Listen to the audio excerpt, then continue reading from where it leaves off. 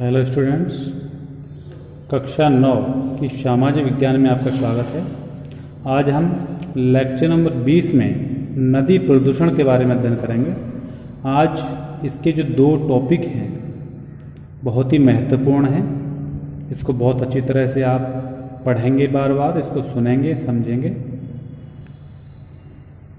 और लाइक करेंगे, शेयर करेंगे। देखिए, ध्यान दें, नदियों के जल की जो घरेलू, औद्योगिक तथा कृषि क्षेत्र में बढ़ती मांग है, उस बढ़ती हुई मांग के कारण इसकी जो गुणवत्ता है वो प्रभावित हुई है, जिसके परिणाम स्वरूप नदियों से अधिक जल की निकासी हुई है। जो नदियां हैं उनसे अनेकों नहरें बना दी गई हैं, निकाली गई हैं। उन नहरों से अनेकों क्षेत्रों में जो जल निकाला गया है, उसी की वजह से इसका आयतन भी बहुत ज़्यादा घटा है।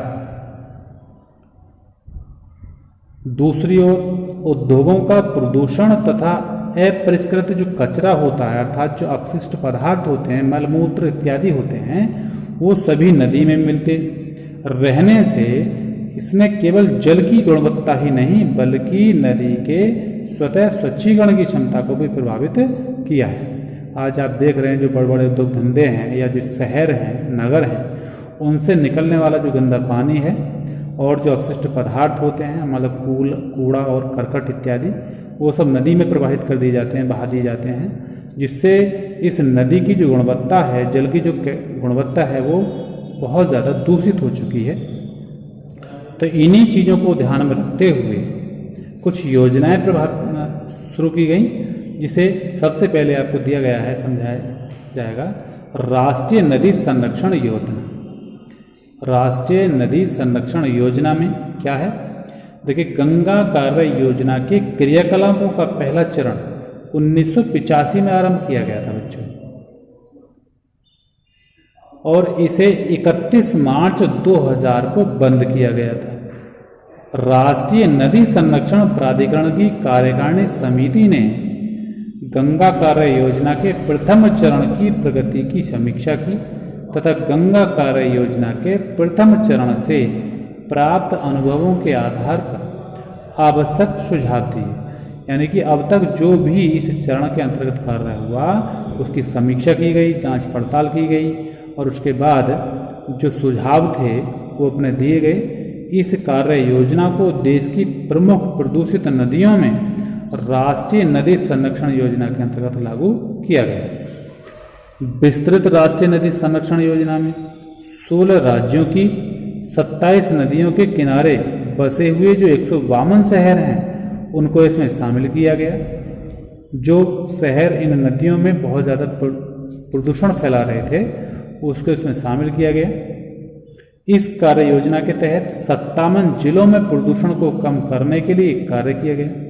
अभी तक लगभग 69 योजनाएं इस कार्य योजना के तहत पूरी हो चुकी हैं, और इसके अंतर्गत लाखों लीटर जो प्रदूषित जल है, जो गंदा जल है शहरों से या नगरों से आने वाला, उसको रोककर उसकी दिशा में परिवर्तन करके परिष्कृत करने का लक्ष्य रखा गया है।